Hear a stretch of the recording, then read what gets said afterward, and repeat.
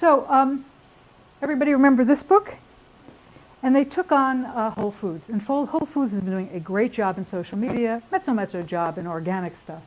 And so they took them on and they talked about chickens that were supposed to be free-range chickens that really weren't, and a whole bunch of other things. But meanwhile, the CEO of Whole Foods has been blogging for eons, and all sorts of the employees blog locally and everywhere else.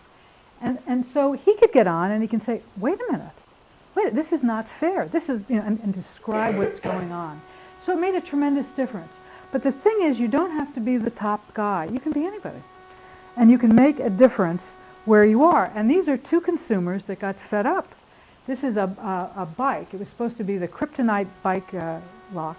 And it turns out you can open it with just any kind of a pin, right? Clip, whatever. And so he tried to get the attention of the organization, and they didn't pay any attention to him. They didn't want people to know. So he did a blog about it, right? And everybody knew it was picked up in the country. And so I don't know, I can't remember which came first. I think this did. But then this guy here tried to get off of AOL, and they wouldn't let him. This is in the old days when you had to speak to 5 people before you got to a real human being who would be very sympathetic and not let you leave AOL. I kid you not. So he wrote a blog about it. He said, did anybody else have problems getting off of AOL? And he got inundated, and he was picked up by Businessweek, Wall Street Journal. The New York State legislature mandated that AOL had to enable New York people who lived in New York to get off of AOL. So you can be a very small individual and have an amazing impact. Again, when I was doing my blogging thing, and blogging, I'm just sort of doing my thing, I get an email from Betty at HBS. And I'm thinking the only HBS I know is Harvard Business School. And so I figured it's a friend of mine. A friend of mine has been tired of hearing about social media and, and is pulling my leg. Because Betty said, my name is Betty, no last name, no introduction. I'm going to be in town next week. I'd like to talk to you about a book. And I'm like, right.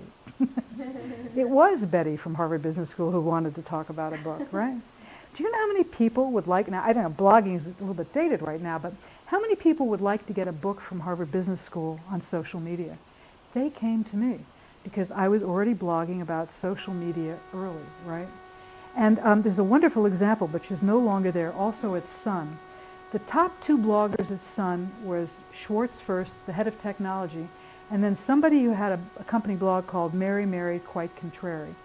She was somebody down in the bowels of the company. She wasn't even a middle manager. And she had a blog. She was issued a blog. She was writing this cheeky blog, right? And it's adorable. It's really wonderful. And keeping within the bounds of whatever her corporation said was appropriate. She was number 3. How quickly do you think her career rose as a result?